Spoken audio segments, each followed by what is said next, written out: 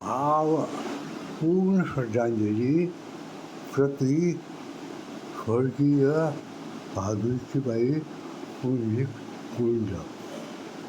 हा फोटो आणि बातम्या ऐकताच मला एकदम कसंतरी होऊन गेलं.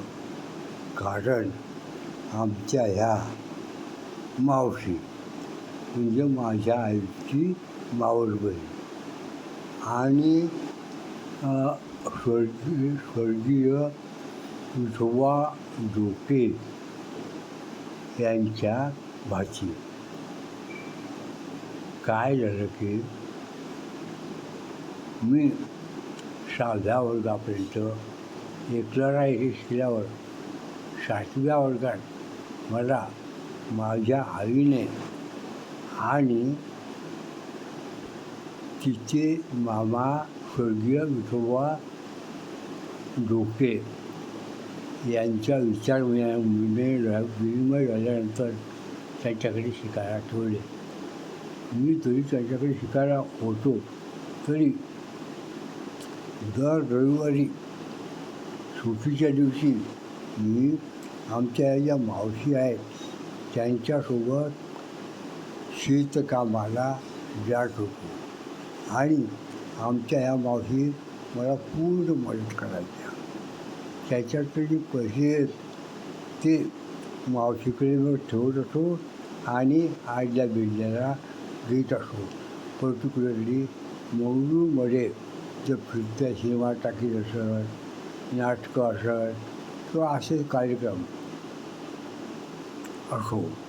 काय झालं की जवळजवळ 7वा आणि 8वा वर्ग मंगळूरनगर येथे गेला आणि माझ्याकडे 100% लक्ष आमच्या या मावशीनं गाठलं.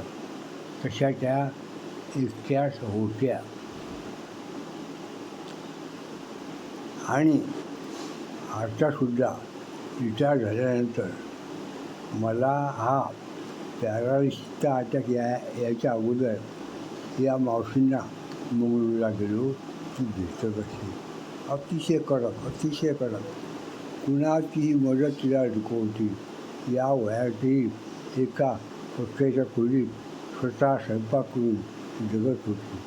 बऱ्याचशा लोकांनी मदत देऊ केली पण या स्वाभिमानी आमच्या मावशीने घेतली नाही.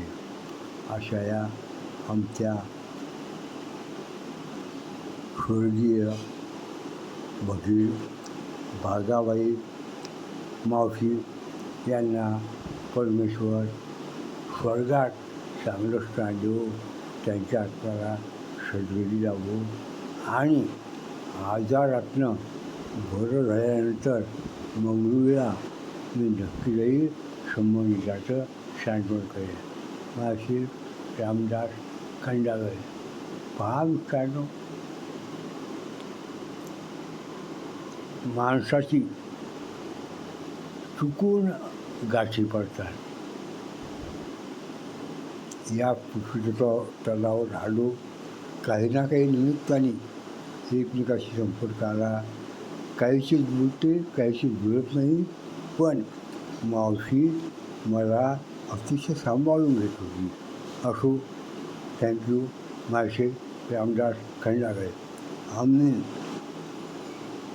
खंडागळे कुटुंबीय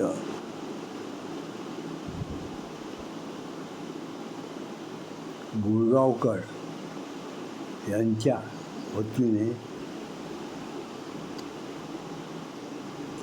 आमच्या या मावशीच्या जे काही आमची नाटकं आहेत त्यांच्या दुःखात सहभागी होतो. परत एकदा भावपूर्ण श्रद्धांजली आमच्या या भागीरथीबाई मावशीस. असो, रामदास खंडागळे.